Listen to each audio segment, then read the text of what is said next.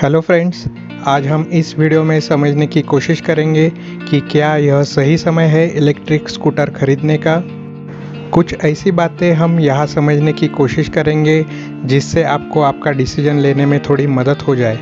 इस वीडियो में मैंने ज़्यादा टेक्निकल टर्म्स यानी वर्ड्स नहीं यूज़ किए हैं, जैसे कि torque, engine capacity, watt, IC engine, power etcetera. मेरी कोशिश ये है कि यह वीडियो उन सब लोगों को भी आसानी से समझ में आए जो ज़्यादा टेक्निकल नहीं समझते। तो आइए मेरे साथ मेरे YouTube चैनल R24 पे। सबसे पहले हम पेट्रोल और इलेक्ट्रिक स्कूटर के प्राइस के बारे में बात करेंगे। तो पेट्रोल स्कूटर का प्राइस चालू होता है 70,000 रुपीज़ से लेके 90,000 रुपीज़ तक, और वही इलेक्ट्रिक स्कूटर आपको मिलेगी 80,000 रुपीज़ से 1,40,000 रुपीज़ तक।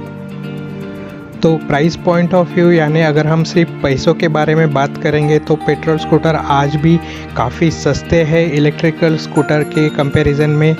लेकिन सारे इलेक्ट्रिक स्कूटर सस्ते हैं या महंगे हैं ऐसा नहीं, कुछ इलेक्ट्रिकल स्कूटर आपको सस्ते भी मिलेंगे, लेकिन फिर उनका स्पीड जो होता है वो काफ़ी कम होता है, यानी 25 से 30 किलोमीटर पर आवर का ही उसका स्पीड होता है, इसलिए वो काफ़ी सस्ते मिलते हैं। तो ये बात आप ध्यान में रखिए। दूसरा पॉइंट हम समझने की कोशिश करते हैं जो कि सबसे महत्वपूर्ण है यानी इम्पोर्टेंट पॉइंट है, वो है इन स्कूटर का रनिंग कॉस्ट।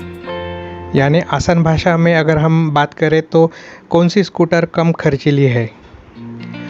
रनिंग कॉस्ट समझने के लिए मैंने यहाँ पे 2-3 पॉइंट आपको समझाने की कोशिश कर रहा हूँ।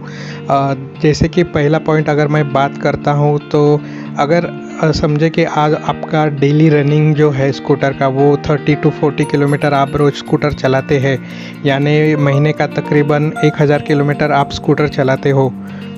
और अगर हम पेट्रोल की बात करते हैं तो वो 105 रुपये से लेके 110 रुपये लीटर है। और कोई भी पेट्रोल स्कूटर की अगर हम बात करेंगे तो वो 40 से 45 या 50 का मैक्सिमम एवरेज आपको देती है।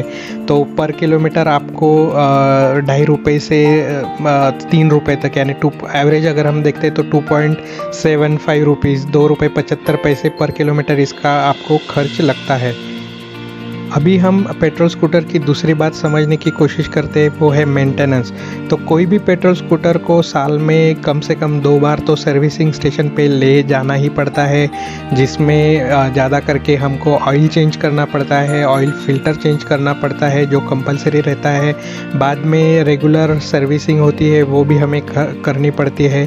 तो ऑन एन एवरेज अगर हम देखते हैं तो कोई भी एक पेट्रोल स्कूटर का एक सर्विसिंग के टाइम हमको कम से कम 900 से 1000 रुपये का एक सर्विसिंग लगता है। यानी साल के अगर हम 2 सर्विसिंग भी पकड़ते हैं तो तकरीबन 2,500 रुपये हमको यहाँ पर पेट्रोल स्कूटर पे लगता ही है। तो अब हम इलेक्ट्रिक स्कूटर के मेंटेनेंस कॉस्ट के बारे में बात करते हैं। तो जैसे ही सब लोगों को पता है कि इलेक्ट्रिक स्कूटर के मेंटेनेंस काफ़ी कम रहता है।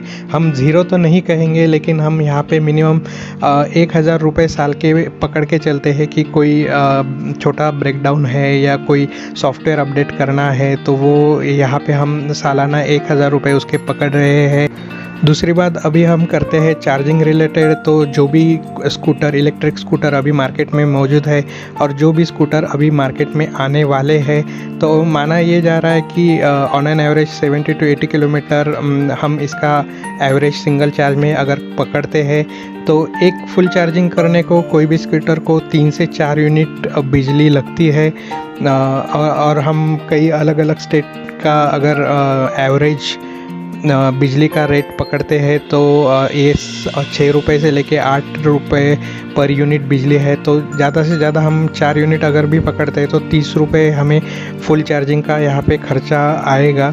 यानी 30 रुपये में ये स्कूटर अगर 70 to 80 किलोमीटर चलती है तो आपको पर किलोमीटर इसका एवरेज जो मिलेगा वो 25 से 30 पैसा आपको सिर्फ लगने वाला है। अभी हम बात करते हैं इंफ्रास्ट्रक्चर की। तो अगर हम कोई भी पेट्रोल स्कूटर पेट्रोल पंप पे लेके जाते हैं तो हमें ज़्यादा से ज़्यादा 5 से 10 मिनट या 15 मिनट मैक्सिमम लगते हैं पेट्रोल भरने को। और ये पेट्रोल पंप आसानी से सिटी में कहीं भी 2 से 5 किलोमीटर के रेंज में ईजिली भी अवेलेबल हो जाते हैं। तो पेट्रोल भरने करने की ज़्यादा दिक्कत रहती नहीं है। वही हम अगर इलेक्ट्रिक स्कूटर की बात करते हैं तो सबसे बड़ी दिक्कत आज इलेक्ट्रिक स्कूटर की यही है। इलेक्ट्रिक स्कूटर के लिए इलेक्ट्रिक चार्जिंग पॉइंट काफ़ी कम है और अगर आपके घर पे भी इलेक्ट्रिक स्कूटर को चार्ज करना चाहते हो तभी भी आपको यहाँ पे नॉर्मल 4 से 5 घंटे लगते हैं। अगर आप मेरा ओपिनियन पूछोगे तो जो कोई भी इलेक्ट्रिक स्कूटर ख़रीदना चाहता है, अगर वो इंसान सही प्लानिंग के तहत अपना इलेक्ट्रिक स्कूटर चार्ज करे, यानी घर पे है तो घर पे चार्जर बिठाना ज़रूरी है, और अगर वो रोज़ ऑफिस जाता है या अपने शॉप पे जाता है तो वही शॉप पे या ऑफिस के नज़दीक भी अगर कोई चार्जिंग का स्टेशन अवेलेबल है तो ये उनके लिए सबसे अच्छा ऑप्शन है। और बाकी लोग भी अगर सही प्लानिंग के तहत इलेक्ट्रिक स्कूटर का यूज़ करेंगे, यानी प्रॉपर इसका चार्जिंग करके रखेंगे, अगर कम चार्जिंग है तो आप अगर ज़्यादा दूर जाना चाहते हो तो उसका प्लानिंग आपको पहले ही करके उसको चार्ज करके रखना पड़ेगा। ये अगर आप सब मैनेज कर सकते हो तो सही मायने में इलेक्ट्रिक स्कूटर ये बहुत ही अच्छा ऑप्शन है। और आज के डेट में अगर हम देखते हैं तो जो भी इलेक्ट्रिकल स्कूटर लॉन्च हो रहे हैं उनकी पावर भी काफ़ी अच्छी है, दिखने में भी वो काफ़ी खूबसूरत है। उनका स्पीड भी अगर हम देखेंगे तो 80 kilometre to 115 kilometre per hour की स्पीड भी वो आपको दे रहे हैं। बाद में उनके जो डिस्प्ले है वो भी काफ़ी बड़े डिस्प्ले है जिसमें आपको नेविगेशन मिलेगा, ब्लूटूथ मिलेगा, ये सारी फैसिलिटी आपको आपके मोबाइल के साथ कनेक्ट होके मिल भी रही है।